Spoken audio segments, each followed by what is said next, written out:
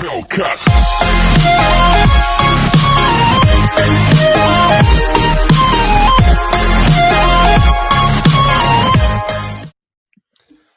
and welcome to the newest episode on Sports for the People. Today we are talking all things UFC again, and with me I have Joe, Jake, Dan, and Owen.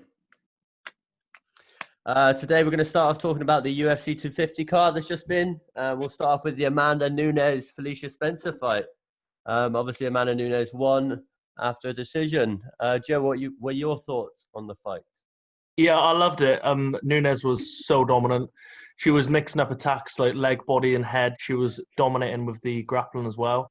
As far as I know, Spencer, kind of like the only way she was going to win that was if she was able to be dominant with the grappling, if she had a really grapple-heavy approach. But yeah, Nunes just shut her down in every aspect. So yeah, it was a really good performance by Nunes. I don't really see anyone beating her, to be honest, because even if she fights people who are not as much of a threat per se, she never takes anyone lightly. So I think she's going to be a champion for a very long time.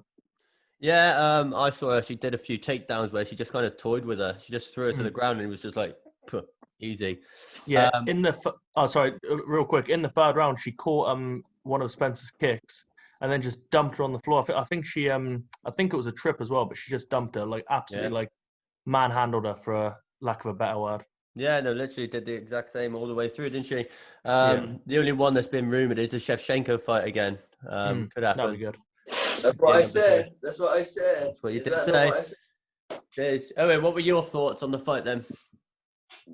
Just talk about superior performance. It shows the difference between where the ladies need to be to where they are, because Spencer, she's not some flannel, someone that's easily walked over. I mean, she was just before she got to the UFC, she was the Invicta champion. That's not easy to do. It shows how much catching up these women have. I would happily put Amanda Nunes in with a lot of the men, and put my money on her. She was looking sharp straight away.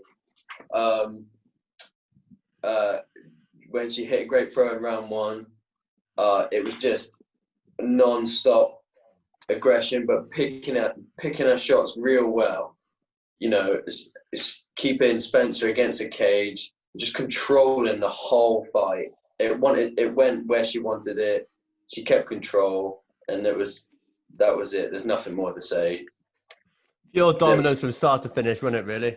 She could not answer back to anything. It was incredible to watch. And Dan, what do you think? Yeah, same as Joe. Basically, she just controlled the whole fight, every aspect, really. You know, she kind of took Spencer down at will, really. It's like there's no challenge anywhere. Like, you know, her stand-up was dominant, her grappling, well, not grappling per se, but like her takedowns were dominant. Obviously, I said Spencer to win, but that was purely just to be different to everybody else. Oh, really, of course mate. It was. Of course it was. Like, you know, it's just to be, But she just controlled it everywhere. And so Joe said, like, I don't think there's anyone out there right now who can beat her. To be honest with you, I think she's going to be for the top for many years. Yeah, she's probably going to take some time out, isn't she? Her and her partner are having a baby in the next couple of months. Yeah, so she'll probably take a few months out, and hopefully somebody will pop up that will be challenging at that point. Jake, what did you think? Yeah, pretty much the same as what everyone else has said. She was dominant. She did 5 rounds and looked comfortable. She could have done another 5, really. I think everyone said before the only way you can beat Nunes was getting her on the ground. But she seems to have patched in the holes in her game from earlier on in her career. And she doesn't look like she's got like a flaw at all. Like, I don't see like who's going to be able to beat her, or who's even going to fight her next. She's beaten everybody. Everybody's anybody she's beat. Like, so. No, she cleaned out both divisions, isn't she, really? She is a black belt at jiu-jitsu, isn't she? So's Spencer, I think, but she just looked so much better than Spencer on the floor even, so it was insane. It's that wrestling control she has. She's not just jits, she's got judo, she's got wrestling, she's powerful as well. Great kickboxing. She is just an all-round absolute animal. Yeah, not much more we can say about Nunes apart from potentially the greatest woman fighter of all time at this rate.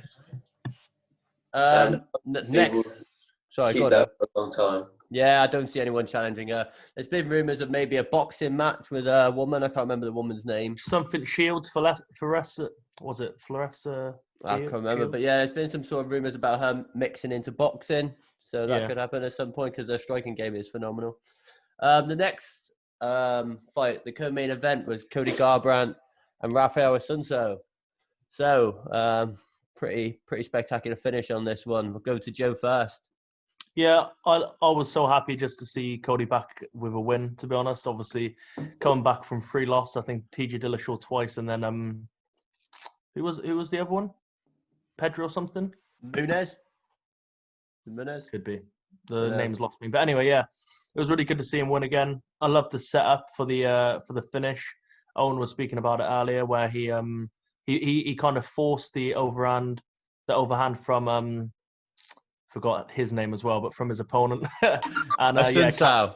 Assunção, yeah. And then obviously countered him with a overhand right of his own and knocked him out. I thought it was awesome. I'd love to see him fight TJ Dillashaw, to be honest.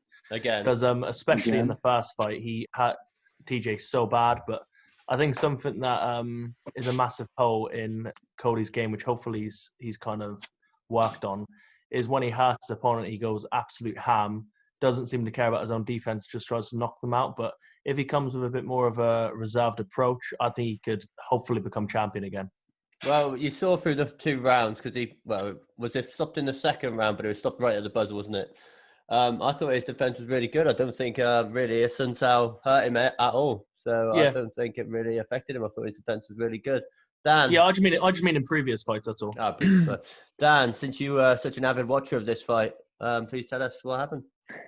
Yeah, no, it's like no. Obviously, it just seemed how he was before. Like, you know, before he got beat twice in a row. Like, you know, just slick, his movement, his footwork, his setups, his feints. Like, he generally just done everything to perfection with how, like, the slickness of how he used to compete before, like I said, before he got beat a few times. But yeah, obviously, I said it obviously when we were last on here, that I think he's going to come back stronger than ever, and it turned out he did. You know, yeah, it was a great performance, and obviously we'll touch on Sean O'Malley later for both of them. Obviously, spectacular knockouts, but that bantamweight division after last night was been blown wide open again, isn't it? Oh, sorry. No, go on. Go on, Owen. So I was really impressed with Cody. He seemed to have relit a fire inside of him. I mean, he seemed to have a bit more confidence. He was really good at being able to get in and out of the pocket, you know, staying out. You guys watched the fight, the other guy missed a lot of shots, and that's because Cody, he just wasn't there to have to answer him, and he was in when he was ready to attack, and he was looking at that guy's chin. He knew where he wanted to hit. He knew how hard he was going to hit. And I believe before he even threw that punch, he knew it was going to be over. And that's a skill very few have. And, you know, that shot was meant to knock him out. You see a lot of guys, when they knock someone out, you know, they go, oh, shit, and jump on them. But he just walked away. He was like, yeah, that was done. And, you know, reactions don't happen as quick as that. So he knew it was over. But for Cody, I think it needs to be Cody versus Cruz. Number 2, I would like to see that fight, especially as TJ got done for doping. I don't believe he deserves that shot back into the rankings yet. So I would love to see Cody versus Cruz. Oh, what? Dominic Cruz. Yeah. Pretty good one. He fought them before, didn't he? They fought before. Yeah.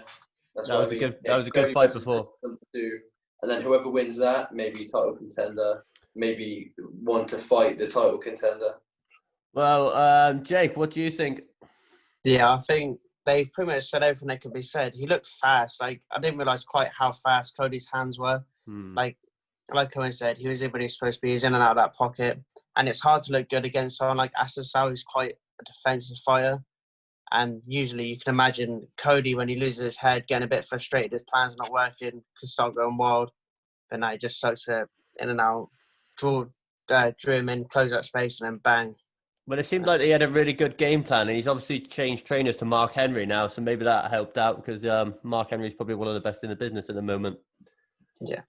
The next fight for me, despite the fact that obviously you had the 2 one-punch knockouts, I thought was probably the most impressive finish of the night, which is Sterling v Sandhagen. Joe, do you want to run us through this one? Yeah, I love that. Instant pressure from Aljamain Sterling. He very quickly got his back, sunk in a body triangle.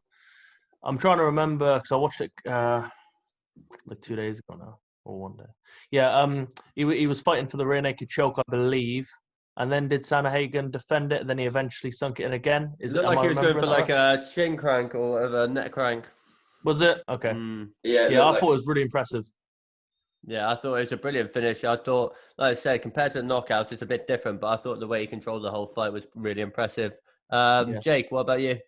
Yeah, I think Sterling had the best game plan. Run straight at him, close the distance, can't get hit with any shots if you're that close.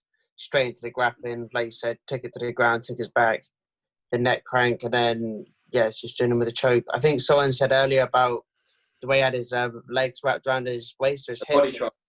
Yeah, so the body triangle he had on there, like Owen said, it's just near impossible to deal with that, deal with the pressure on your stomach, I guess, and then also have to worry about the choke on your neck, and just think it's just easy for money in the end.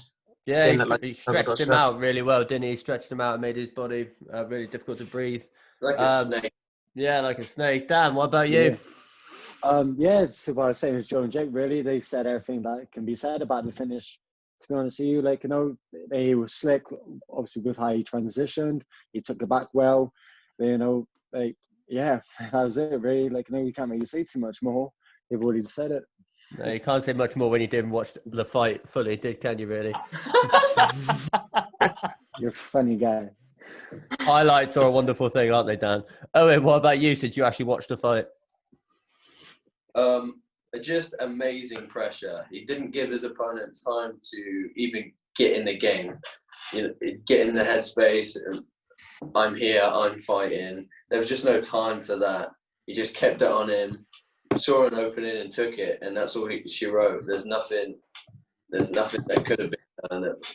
It was impressive. It was quick, and I think he showed a fair amount of skill.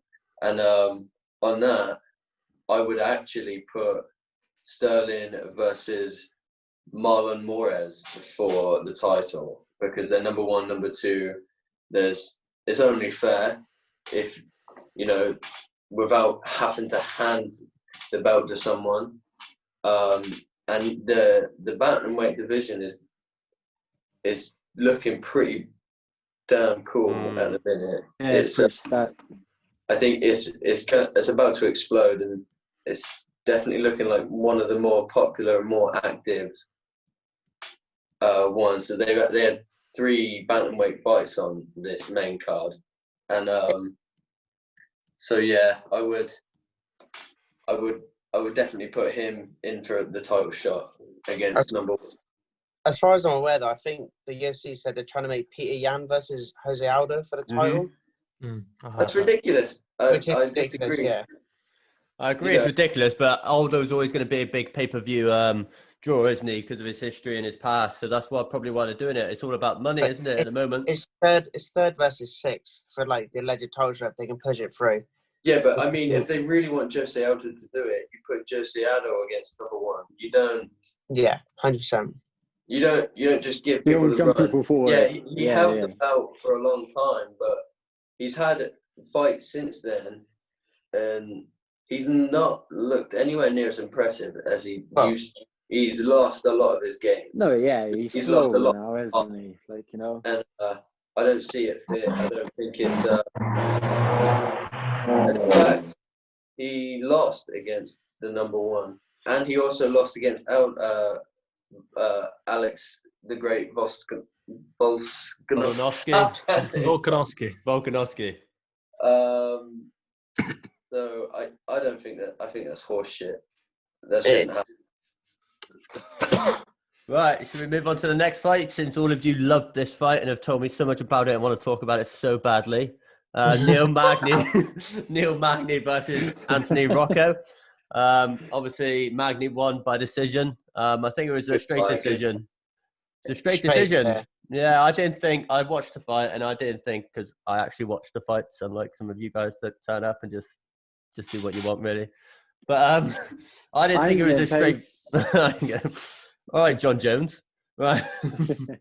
Yeah, I didn't think the fight was as straightforward as a 30-27, 30-27. I think it was 28, maybe 28, 29. I thought it was a bit closer than that, personally. But Magny did walk away with the win in the end. And as Jake mentioned... You know you can't get any closer than 28, 29, right? Yeah, no, but I meant the 30-27. I thought all of them should have been closer. Right, I'm just going to mute you, Owen, now, and we can carry on with the show. Yeah, I just think... Up a difficult name, but that's maths.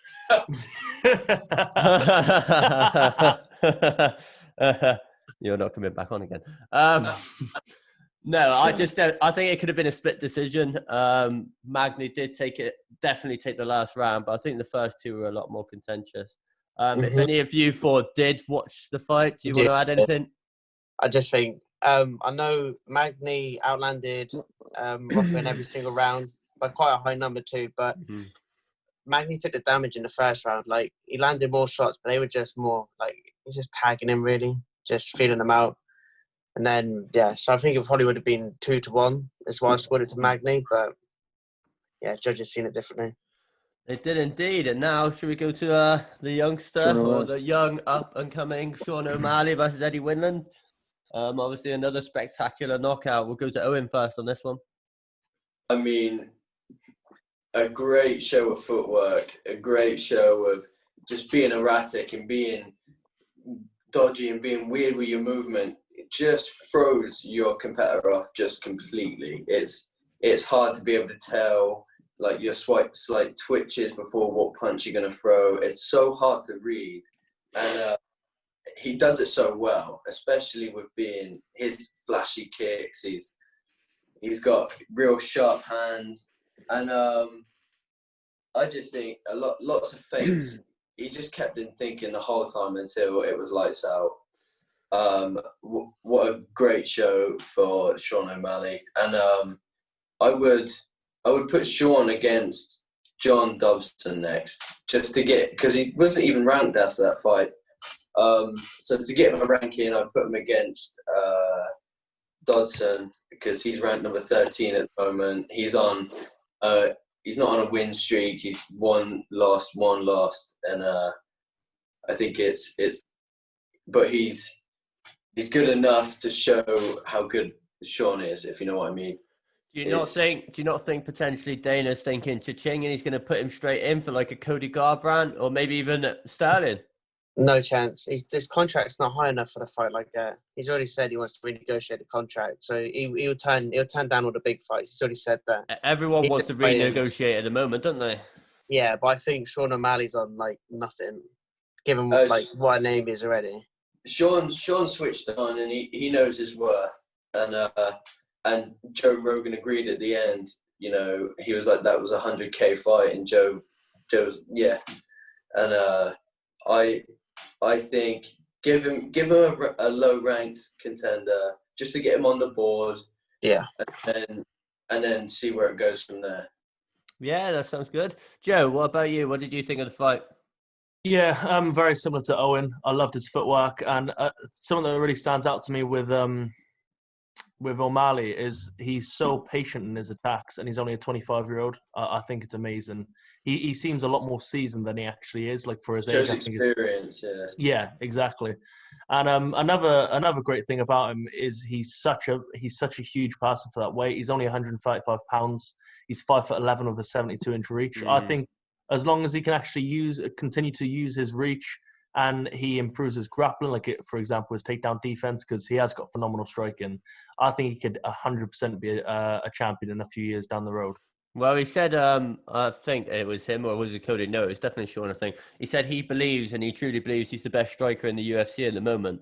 Okay. I wouldn't go too far off it, to be fair, from what I've seen of him. I think his striking is pretty much up there. What about you, Dan? Yeah, same as Joe, really. Like, he was really slick in the fight. His footwork was on point. And, like, he's very different. Like his approach is very different. How he sets up his punches and kicks, he throws them in very different ways to how other fighters don't. So it's like it's been said already. So, like, he catches people with kicks and punches because he's throwing them in weird ways. And, like, fighting in that manner works out so well with you. Like, and obviously it's not just MMA and like all aspects, boxing, kickboxing, jits, kind of having like a very different style is very good. Like, one, you stand out, but two, as I said, like so many people don't know like his movements and all that, and it's very hard to read. So it could take like a round and a half just to understand how he's moving. And by then, already a round and a half down. Right. He's just very unorthodox, isn't it? It's just it's just not easy to read, and you can't really find anyone to like spar with beforehand that replicates what he does. So it's very hard to prepare for, isn't it? It's very rare. I mean, but that's what I mean about it's just so erratic. It's like watching someone in the patient's room, like waiting. They're so jittery, but he's doing it on purpose. He's doing it to keep them thinking. And I've got a fair amount of fight experience, and it's all about being able to read your opponent in the moment. You can do as much research as you want.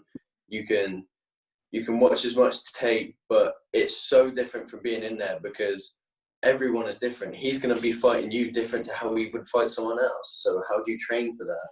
And when someone is so unorthodox, like when McGregor first came in, no one knew, well, what's he doing?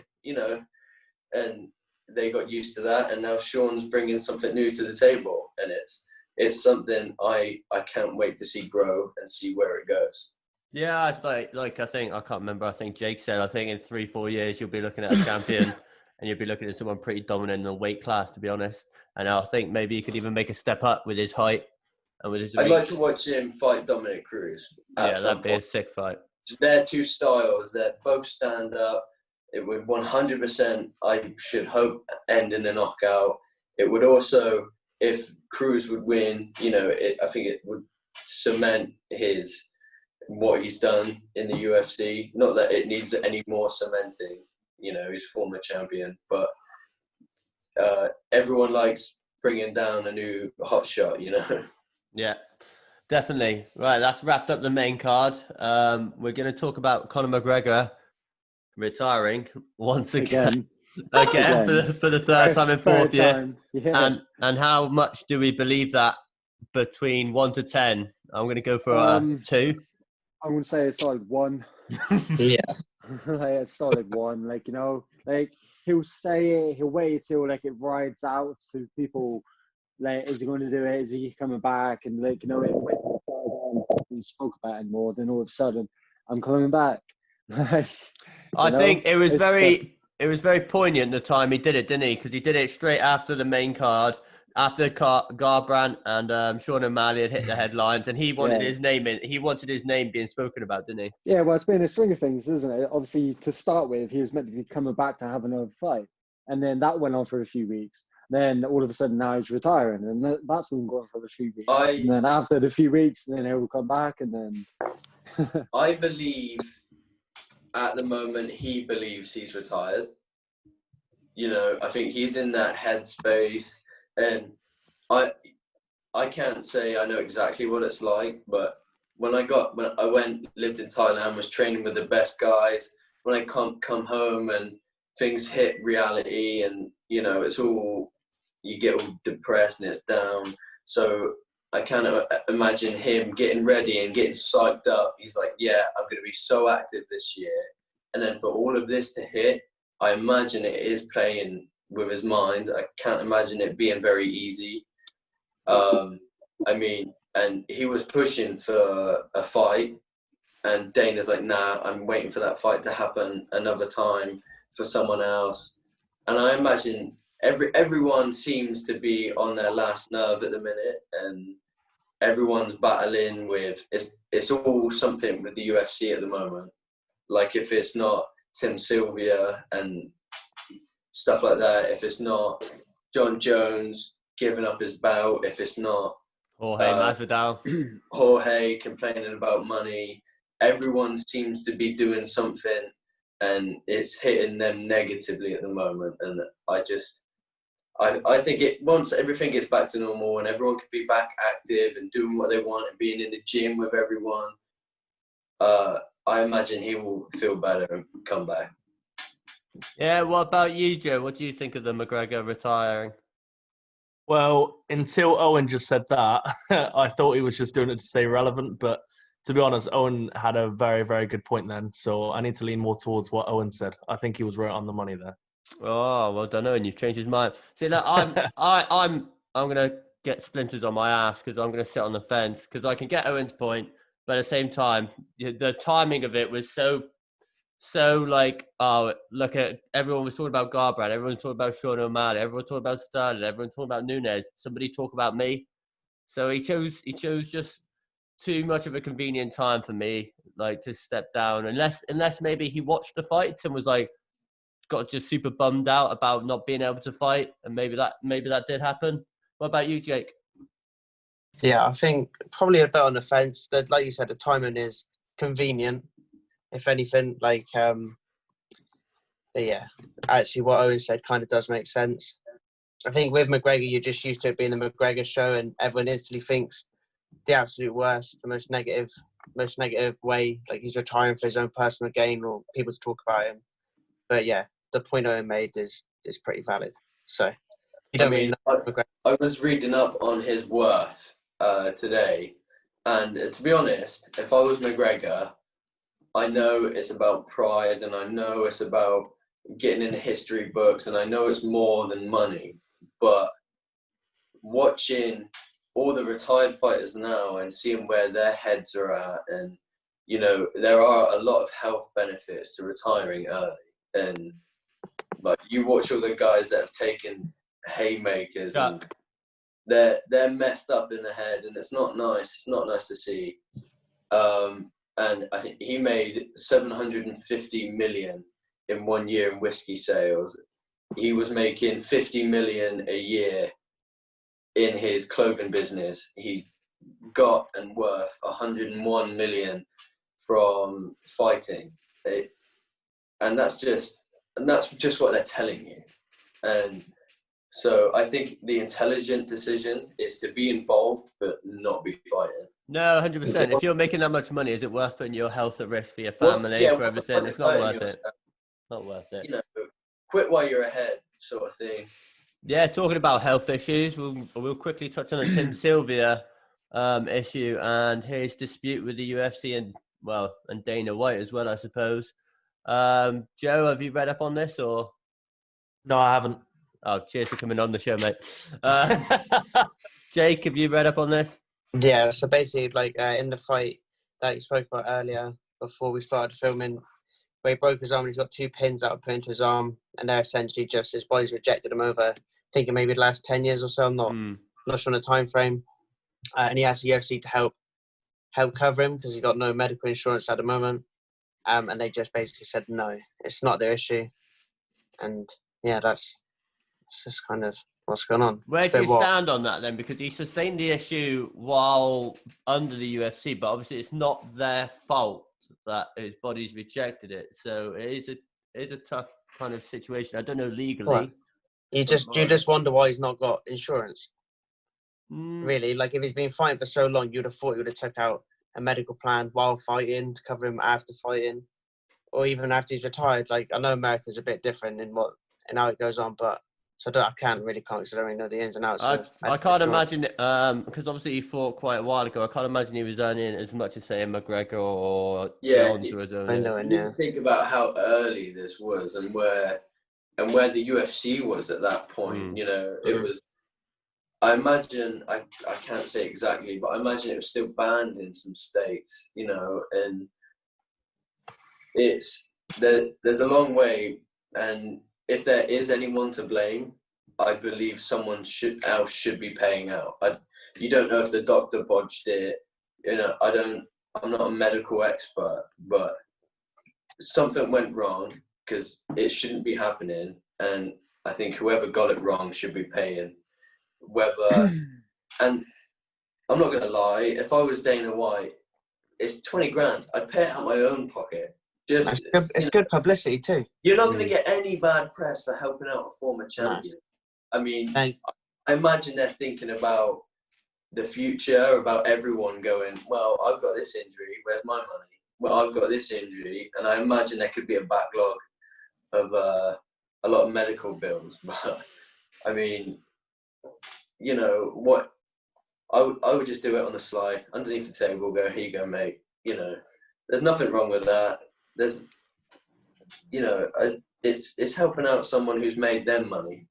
The thing is, though, they don't get on anywhere, I don't believe, personally. I don't think Dana White and Tim Sylvia actually get on. So that might have something to do with it as well. I mean, Sylvia, I was watching, he was on a podcast talking about it. I was watching, and he wasn't slagging anyone off. That, you know, from what I'm seeing, he's being respectful and just saying, you know, we have our differences, not he's a dick, he's an asshole. He's being quite respectful about it, but I mean, it's rough. It's a rough injury, and in a minute it is going to affect his actual working life, and that has a domino effect. It will affect his child. You know, a man needs to be helped, and what's wrong with helping someone in need? No, totally agree. Well, guys, we'll leave it there for tonight. I'd like to thank Joe, Jake, Dan, and Owen for coming on. And I'd like to remind you to like, subscribe, and comment. Thank you very much. Cheers, guys. Cheers, guys. Thank you. Cheers.